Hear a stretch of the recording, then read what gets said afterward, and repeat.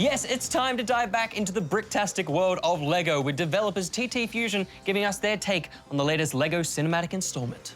The LEGO Movie 2 video game is based on the film, but doesn't entirely travel along the same plotline.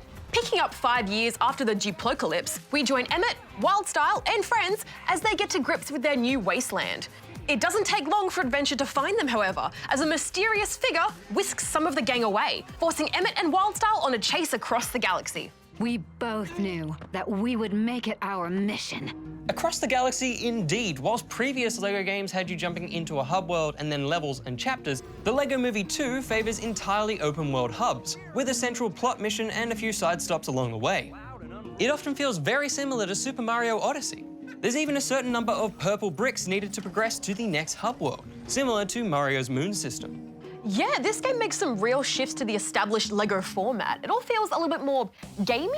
There's enemies that require different tactics to defeat, like the soft bellies that require a ground pound to flip over. There's also super moves that unleash a volley of damage, with animations unique to each character. But I'm not sure the new combat system really worked.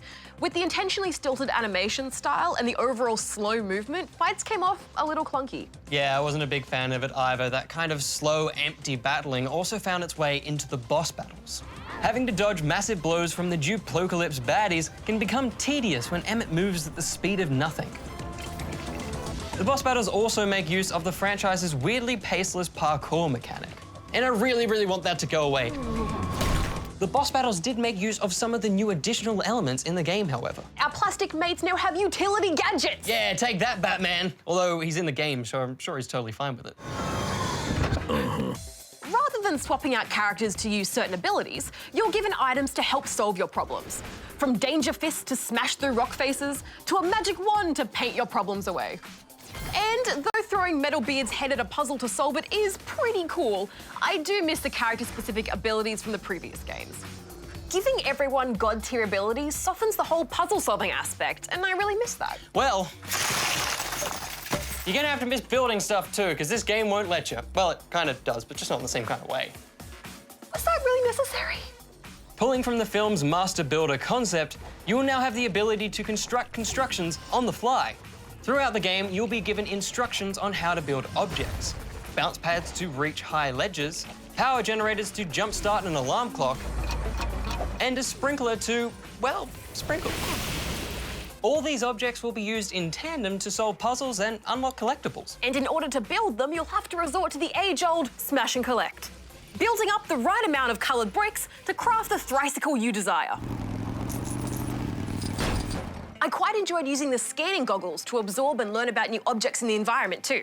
Fairly similar to LEGO Worlds, there's something so addictive about landing in a new hub and just scanning everything in sight. Oh, give me that cactus. Is that a slightly smaller cactus? Yes, please. Madly addictive, but I can't help but feel it's all a little shallow. Whilst you can build to solve problems, there's never really cause to create and play with the new objects you've acquired. For example, there's side missions to paint with your magic wand, but you'll rarely be able to utilize your wand outside of that. It just felt like quite a few half-baked ideas thrown into a video game. A few good steps towards a fresh installment in the LEGO franchise, but a few steps back as well. I'm giving the LEGO Movie 2 video game a 2.5 out of 5. I have to agree. I was starting to feel that stale grip of LEGO games with last year's releases, LEGO Incredibles and DC Supervillains. And this just didn't quite sell me on that return to the LEGO game heart. So I'm also giving it 2.5 out of 5 rubber chickens. Now that or this. Don't move. The LEGO will get you. Hey, somebody, help!